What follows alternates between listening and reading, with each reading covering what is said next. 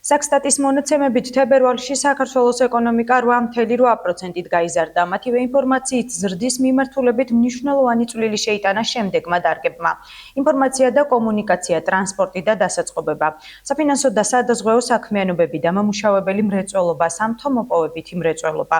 კლების ტენდენცია დაფიქსირდა მშენებლობის და ენერგეტიკის სექტორებში.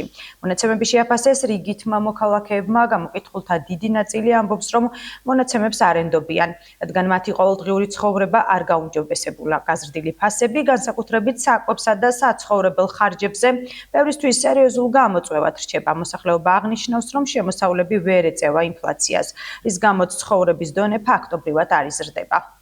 მე არ ვიცი რა პარამეტრებზე დაყრდნობით საუბრობენ, რომ ეკონომიკა გაიზარდა და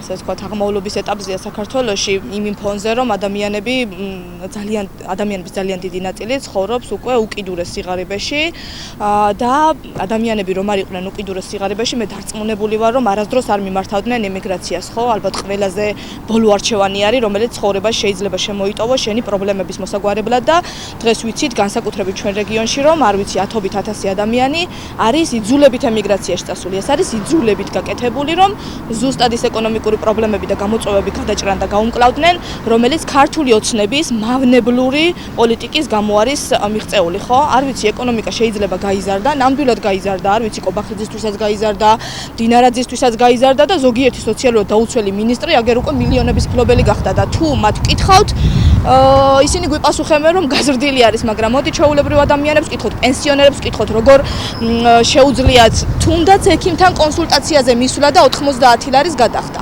აი პენსიიდან 25% მხოლოდ ექიმთან გასაუბრებაში რომ გაქვს გადასახდელი და ამ ადამიანებს ეუბნები რომ რაღაცა ზრდაშია. ეგ არის შეეკითხე ოცნებასა და გეტყვიან ჩვენ როგორ ცხოვრობენ ხალხი გაჭერებით. არა, რა უნდა გითხო მეტი არა. ცეცხლის ფასია ყველაფერი. ხალხი დადის და გზააბნეული, რა გააკეთოს დღეს რა ჭამოს, ხვალ რა ჭამოს.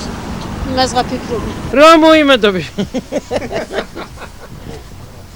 რა მომატებაზეა ლაპარაკი რა მომატებაზეა პირიქითა პირიქით უბედურ დღეში ვართ რა ხალხი მალამუქთა თავყიდი და ამის თავით არა აქ რო იყიდა ლარი რო იყიდოს 1 კილო ვაშლიმის ფარითა რა კანტაკუნტად დადიან ხალხი როცა მოვიდონ ფული არ აქვს რამე არ აქვს და რისთვის იარონ ახლა მე ესა პადვალში მიწვედა ხო არ დავალპო და მაგის გულით რა მინდა როცა მოვიდე მაგის გულით მინდა არ მინდა უნდა მოვდივარ.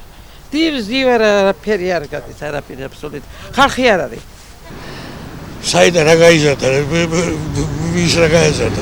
გაიზარდა, როგორც კარგად იცით, ხვალიდან გაიზრდება აღერის ტარიფები. სხვა არაფერი, ეგ თვითონ აზრდიან ასა თავანთებაში. ავტომობილი მაშინ გონებაში. არაფერი, кайხეთ გამოიქეთ, ვის რა ეთქობა გაზდის. იცით, ან თავიანთ თავებს ატყუებენ, ან ხალხი გონიათ, რომ ვერაფერს ხდება.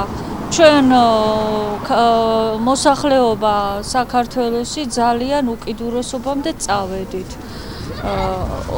ფაქტიურად, აი, რომ ვთქვათ, ზღვარზე ვართ შევარდნაძის დროინდელ დონეზე. არავითარი ეკონომიკა არ გაზრდილა. ჩემზე კარგ სიმართლეს ეგენი ვერ იტყვიან, იმიტომ რომ თავიანთ თავებს ატყუებენ, მგონია ასე. საერთოდ ასე ვფიქრობ, რომ რაც უფრო მეც წუწუნებს ხალხი და მეტი სიდუხჭირია, სთვლიან, რომ ეს მათი გეგმების განხორციელებაა. მაგათ ქართველი ხალხისთვის კარგი არ უნდათ, ვინც ამ სფეროში მოღვაწეობს. აი ეს არის ჩემი სადგმელი.